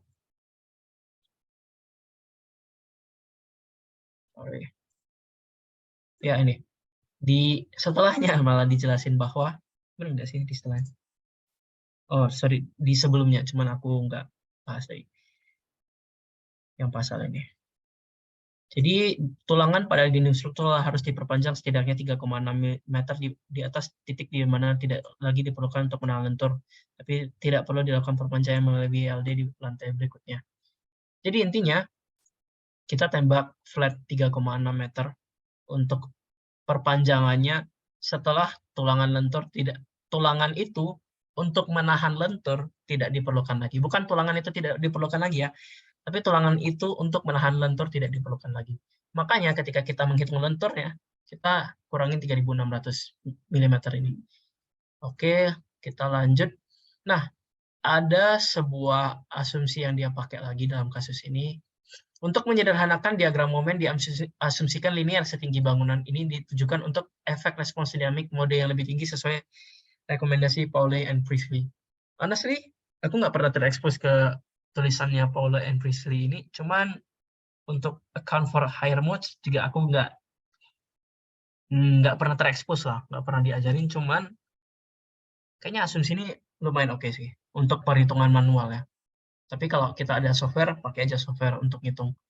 Pokoknya, jadi dia hitung pokoknya tinggi yang mau ditinjau itu ini, lalu tinggi totalnya itu ini, dan MU di dasarnya itu ini, maka kebutuhan momennya saat di ketinggian 13,25 meter adalah ya ini. Dan ini MU lebih kecil dari VMN intinya. Dia bilang, oke, it's good already. Kita lanjut, ini di atas level 5, lalu ada di atas level 7. Di atas level 7 tuh di sini. Itu intinya dia hitung prosedur yang sebelumnya tadi, semua udah dihitung, segala macam dia udah verify. Pokoknya MU lebih kecil dari VMN. Jadi aman. Habis itu rasio tulangan dinding tidak boleh kurang dari 0,0025 yang tadi.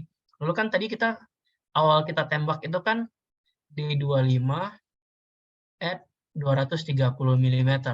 Tapi karena ada splicing ini, kita kan buatnya jadi D19 at 230 mm. Sudah. Pusing nggak guys? Pusing sih. Nah, ini awalnya kita tembak tuh 25 at 230. Cuman karena splicing kita jadinya 19 at 230. Jadi kita harus ngecek lagi apakah itu oke, ternyata masih oke gitu. Jadi kita aman, kita lanjut aja. Nah, panjang lap splice ini ada dua ya. Jadi ada pertama untuk web dulu. Ini web.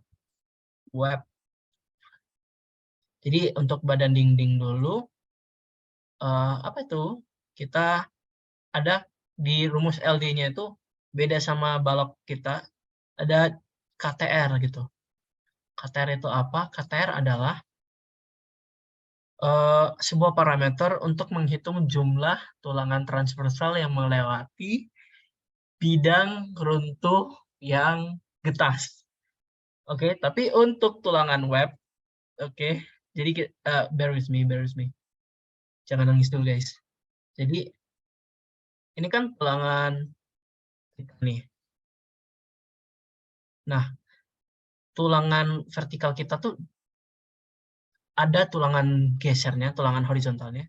Tulangan horizontalnya bukan yang, tulangan horizontalnya bukan yang di hijau muda ini, melainkan dia di kuning yang ini kan. Artinya, tidak ada tulangan transversal yang melintasi bidang yang berpotensi terhadap pecah. Jadi, hijaunya itu bukan di luar, tapi di dalam dia. Jadi nggak ada tulangan yang nahan dia untuk rusak gitu. Jadi KTR-nya harus 0 supaya lebih konservatif. Kira-kira gitu. Jadi kalau misalkan pasangnya kayak gini, ya KTR-nya langsung 0 aja. Lalu CB itu adalah jarak dari pusat tulangan atau kawat ke permukaan beton terdekat dan setengah pusat ke pusat spasi tulangan atau kawat yang disalurkan. Pada kasus ini CB sama dengan selimut yang diukur dari pusat tulangan. Jadi dari pusat tulangan keluar itu tuh 75 mm. Ya gitu deh. Benar nggak ya? Benar. Ya bisa dilihat ilustrasinya dari sini. 75 mm. Kita lanjut lagi. LD ceblum 25 dB. Lalu yang harusnya dari beton satu tuh udah dikasih tahu tuh lap splice ada kelas A, ada kelas B, ada kelas A, kelas B. Jadi kalau kita pakai kelas B itu harus dikalikan 1,3 LD untuk panjang lap splice-nya. Lalu, nah ini lap splice tulangan vertikal di dalam boundary ties. Kali ini KTR-nya nggak boleh 0 lagi karena ini kan tulangan yang kita lihat nih. Nah, kalian lihat bahwa ada ini nih tulangan transversalnya di luarnya yang menghambat dia untuk rusak secara getas keluar gitu. Nah, jadi ini ATR, wah asli ini konsep baru juga sih untuk aku sebenarnya. Jadi ATR itu total luas dari semua tulangan transversal di dalam spasi S yang melintasi bidang yang berpotensi terpecah sampai tulangan disalurkan. Kuantitas N adalah jumlah tulangan atau kawat yang disambung atau disalurkan sepanjang bidang perpecahan. Interpretasi dari ATR dan N tidak sepenuhnya jelas dari isi 318. Jadi disuruh lihat gambar 1.13. Honestly, ini tadi aku lihat kayak setengah jam gitu sih. Kayak aku mikirin kayak ini apa ya maksudnya. Lalu kesimpulanku adalah AT itu adalah jumlah tulangan transversal.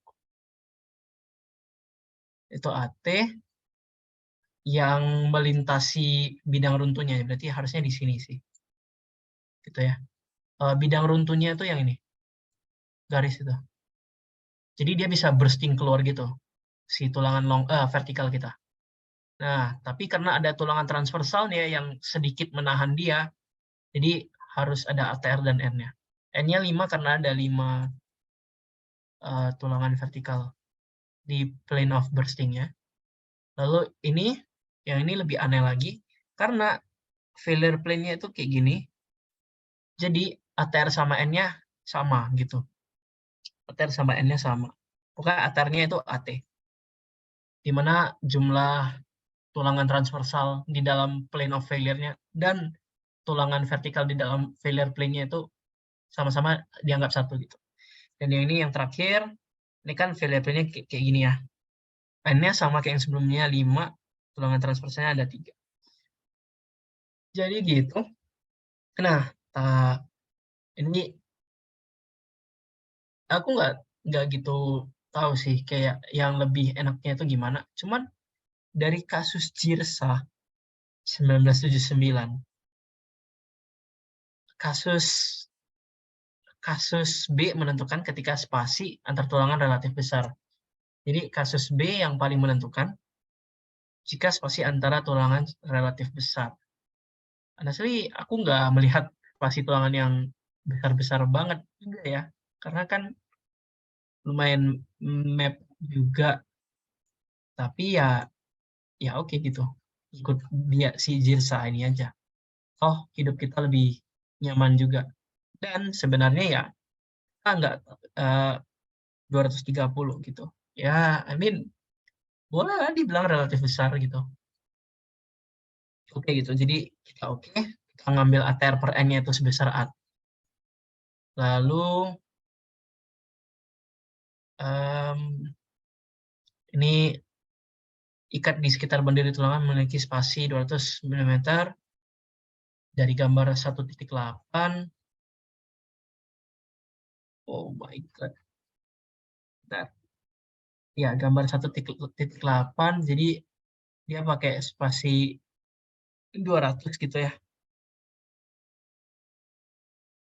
Bentar.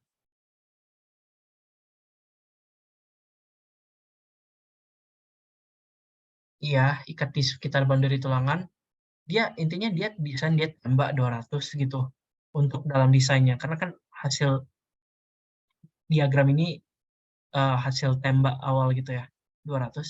Honestly aku mengingat bahwa ini tuh nggak ada 200-nya, tapi aku asumsikan bahwa maksud dia itu 230, lalu dia pasangnya 200. Oke, itu aku nggak bisa jawab juga sih kenapa dia tidak pakai 200, cuman ini by design gitu. Jadi nggak apa-apa, legal-legal aja. Mungkin konsiderasi dia yang dijelaskan dengan kurang baik. Intinya KTR itu rumusnya 40 ATR per SN. ATR per N kan AT, S-nya tadi 200 by design. Habis itu kita dapat rumus LD-nya deh. Kita dapat LD, lalu karena lap splice kelas B 1,3. Intinya untuk dapat lap splice-nya saja. Di lap splice ada untuk badan, web, sama boundary. Dan perhitungannya sangat-sangat beda. Splices tidak boleh dilakukan pada daerah plastic hinge. Ini lumayan logis lah ya. Plastic hinge kan adalah region kerusakan. Jangan disambung di daerah yang mungkin rusak gitu. Nanti rusak semua. Lalu ya kalau misalnya kamu mau sambungin di daerah yang bisa sendi plastis, maka sambunglah dengan penyambung mekanis. Dan untuk yang seismik, rekomendasinya sambungan tipe 2. Gitu ya. Ini sisanya baca-baca doang. Lalu ini ada panjang lap sendi plastis dari shear wall. Ini tuh dari komentari deh. Ya, dari lampiran kan. It's not by code, cuman itu dilampirkan, dikasih tahu kayak kira-kira oke demikian gitu. Ya, itu aja sih, ini cuma knowledge doang, makanya dia lap splice-nya itu enggak di lantai 1 atau enggak di lantai 2 sebenarnya udah boleh. Cuman enggak di lantai 1 gitu.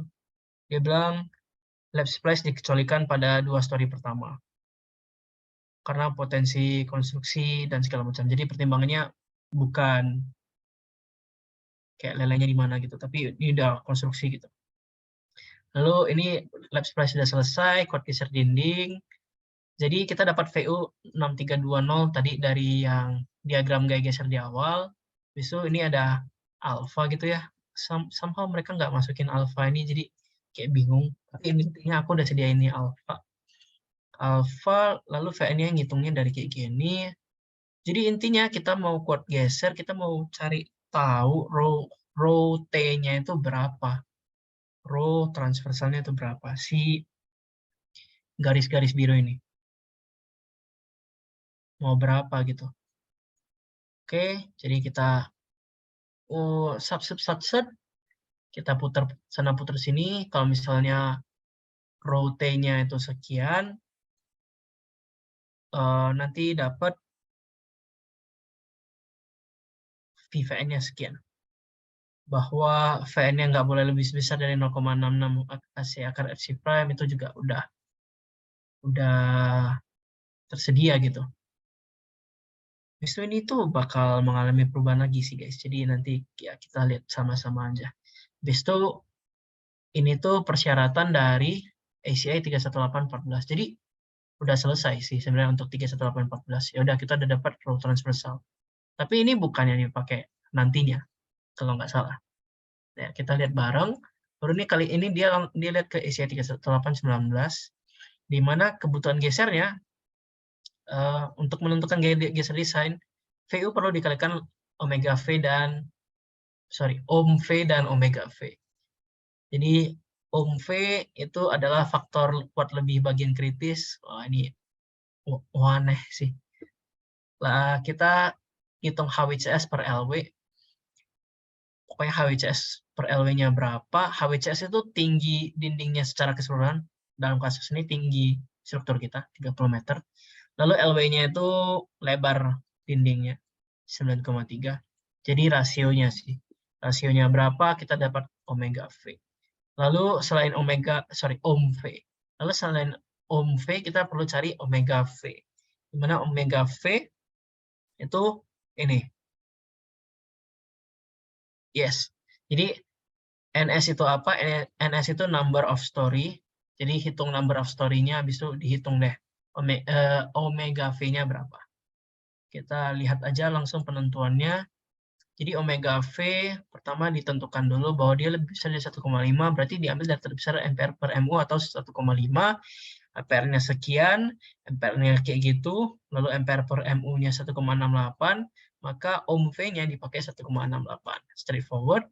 Kalau omega V-nya jumlah lantainya itu 8, yang artinya lebih dari 6. Artinya omega V dihitung pakai rumus ini, cek apakah dia lebih kecil dari 1,8. Jika ya, pakai nilai itu. Ya, intinya kita dapat VE. Dan VE ini adalah VU, ohm V, omega V, semua dikalikan. Oke, ini VE-nya, ini VU-nya. Oke, lanjut lagi kapasitas geser. Habis itu faktor reduksinya 0,75 seperti biasa. Habis itu ini kita mau ngitung ulang si rho T. Jadi intinya kita rho T yang diperlukan adalah 0,0095. Baru dia coba nih, kalau di 22150 gimana? Cocok nih, cocok. Lebih besar dan mepet gitu ya. Just like how we like it. Dan rho T-nya mepet. Nah, jadi akhirnya jadi deh yang kita bakal pakai dalam desain kita. Karena desainnya berdasarkan ACI 31819. Tabel ini yang kalian lihat di sini nantinya. Bukan tabel yang sebelumnya. Jadi kalian bisa lihat ya bahwa adanya perbedaan yang lumayan lah. Ya ini cuma menjelaskan perbandingan desain. Dan ini buat shear friction. Shear friction ini untuk sliding shear. Jadi misalnya ini dinding kita gitu ya. Justru kalau kena gempa dia bisa jadi gini guys. Amazing bukan? Nah ini kegagalan namanya sliding shear. Sliding shear. Nah jadi sliding shear very bad. We don't want that. Jadi pertama kita hitung langsung VN. VN itu sebenarnya AV, FY, mu.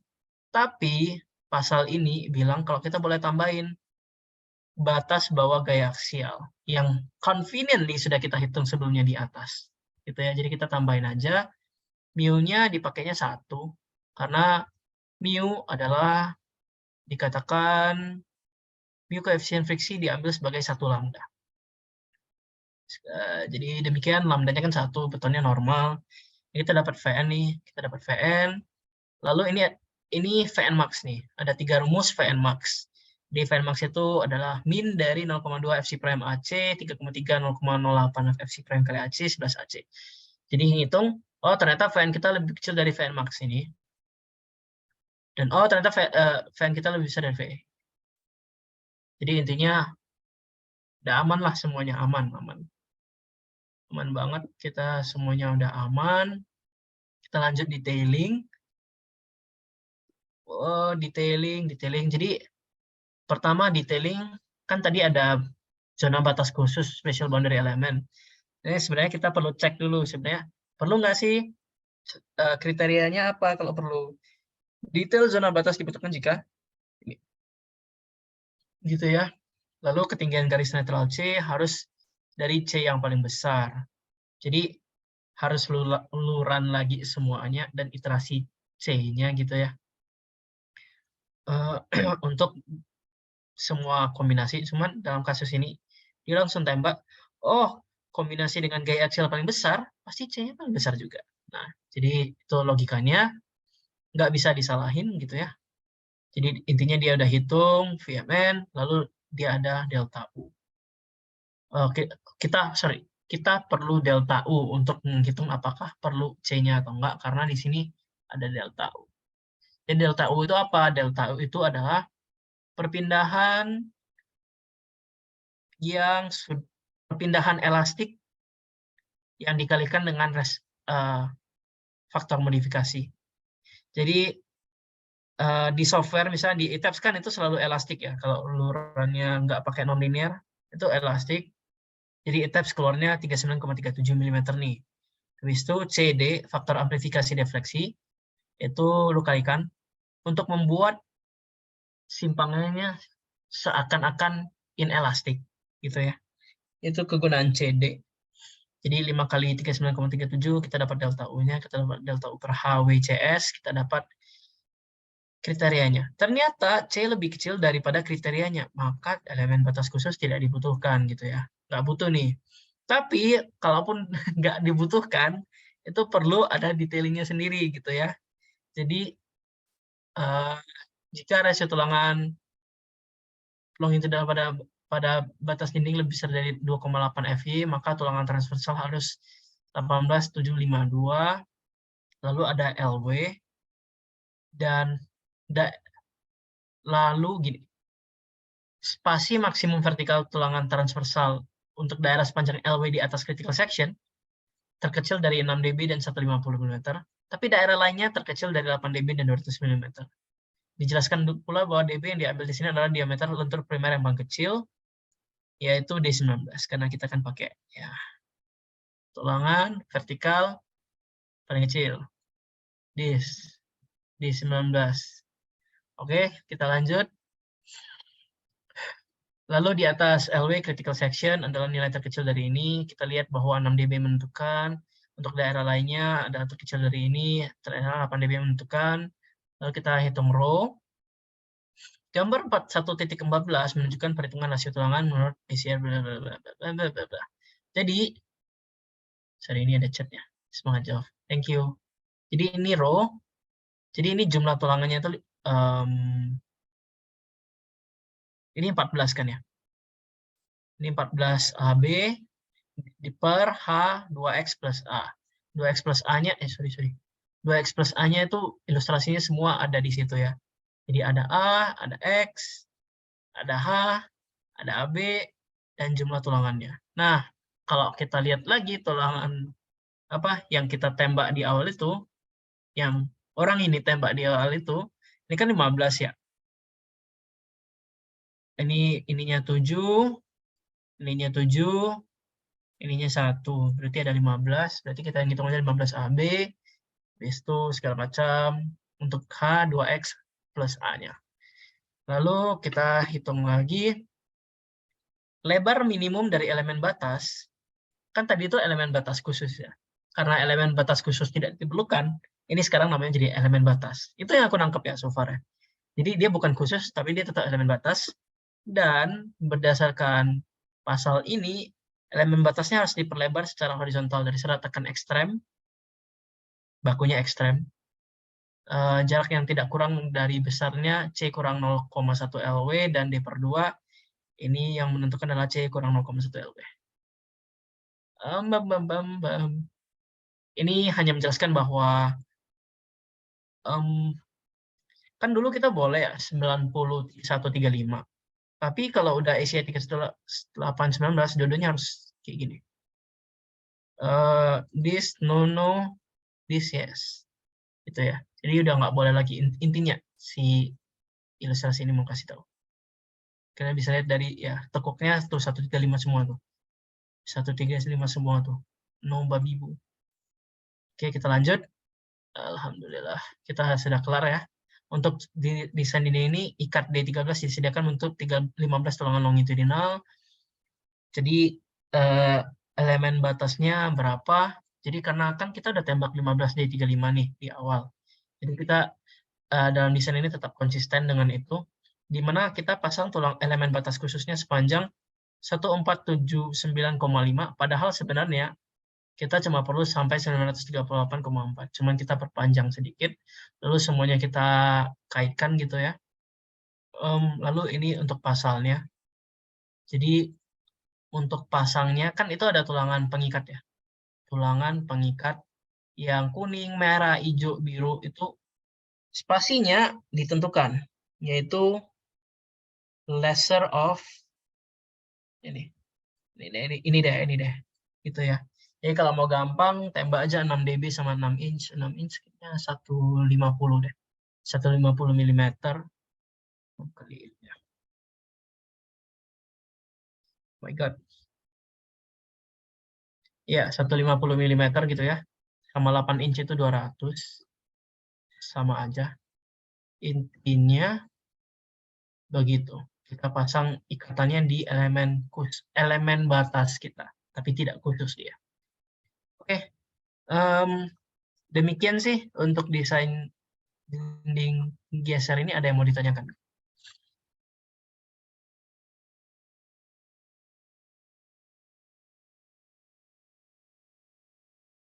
Cukup straightforward ya, paling dengan interpretasi yang lebih sulit aja, tegangannya segala macam paling. Oke sih, kalau nggak ada pertanyaan, nanti dokumen ini kalian ada nggak ya, Alex? Kalau di EduNext yang Shirwall belum dibagi sih. Oke, nanti kita lewat Classroom aja ya. Yang SRPMK ada berarti ya? Kalau SRPMK tadi ada. Oke, paling kalau misalnya, ini kan aku ada cara bisa NS, number of story, bisa aku ada kasih, ini harusnya 981,75 nih. Segala macam, lalu ada simple handcase compatibility, ini kan semua tulisanku. Nanti yang aku bagi itu yang ada tulisanku. Tapi kalau kalian nggak suka, silahkan dihapus aja gitu ya. Paling itu aja sih. Thank you guys.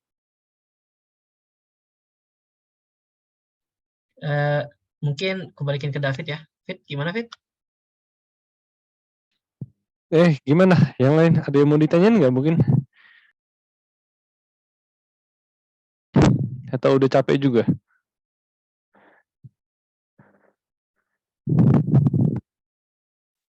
Dia mungkin mau present. Ada yang mau didiskusin mungkin seputar penjut ini, seputar materi yang tadi disampaikan, seputar PR gitu. Kalian ujian PSB lagi. Kalian ujian penjut ini kapan ya? Kalau nggak salah tanggal 12 Kak. Hari Senin. Oh, tutornya berarti masih bisa minggu depan ya, tutor UAS. Masih Perlu tutor nggak? Iya, kalian perlu tutor nggak nih pertanyaannya? perlu sih Kak, perlu banget sih. Kemarin soal Soalnya- UTS itu keluarnya apa ya kemarin soal UTS? Kalau UTS kemarin tuh cuma 3 soal, 1 teori, 2-nya itu slender column sama plat 2 arah. Tapi STM nggak ikut. STM nggak ikut. Alhamdulillah. Plat Nah, 2 arah itu apa desain ini, lajur kolom, lajur tengah gitu-gitu. bener Kak, sampai desain geser. Oh, desain geser juga. Buset. Kalau slender kolom dua soal apa itu? 2 soal tadi? Oh, itu persis kayak tahun sebelumnya Kak. Oh, tahun sebelumnya apa? 2 emang ya, bukan 1.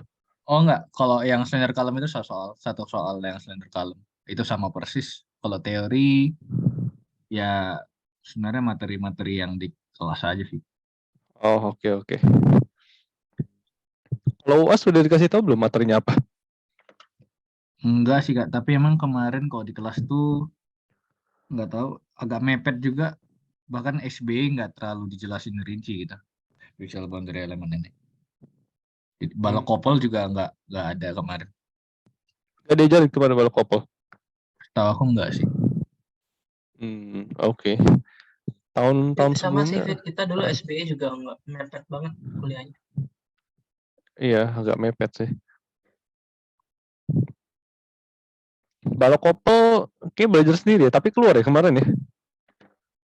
Keluar. Jadi, Oke lah. Ya, oke lah. Ada yang mau ditanya mungkin?